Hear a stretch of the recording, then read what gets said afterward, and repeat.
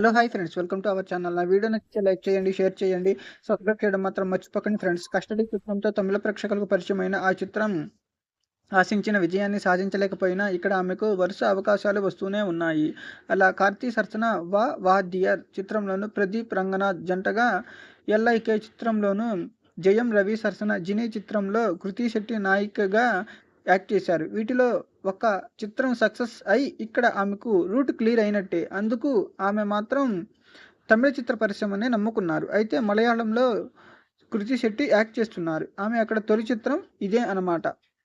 ఎప్పటికప్పుడు ఆమె సరికొత్త అందాలతో ప్రత్యేక ఫోటోషూట్ నిర్వహించుకొని ఫోటోలను సామాజిక మాధ్యమాల ద్వారా విడుదల చేస్తున్నారు. కృతి శెట్టికి తెలుగులో అవకాశాలు రావడం లేదు. ఎంతో ఆశతో వెంకట్ ప్రభు డైరెక్షన్లో నాగచైతన్యకు జంటగా ద్విభాషా 'కస్టడీ' చిత్రం ఆమెను పూర్తిగా నిరాశపరిచింది. అయితే తెలుగు చిత్ర పరిశ్రమ కృతి శెట్టికి పూర్తిగా వదిలేసినా తమిళ చిత్ర పరిశ్రమ మాత్రం ఆమెను ఆదర్శించడం విశేషం. ఇటీవల విజయాల కోసం ఎదురుచూస్తున్న నటీమణుల్లో కృతి శెట్టి ఒకరు. 2019లో 'సూపర్ 3D' అనే చిత్రంలో తెరపై ఆమె మెరిశారు.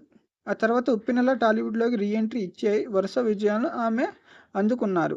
'శ్యామ్ సింగరాయ్', 'బంగార్రాజు' వంటి చిత్రాలలో వరుస విజయాలను అందుకున్నారు. నా వీడియో నచ్చితే లైక్ చేయండి, షేర్ చేయండి, సబ్స్క్రైబ్ చేయడం మాత్రం మర్చిపోకండి ఫ్రెండ్స్. Thanks for watching.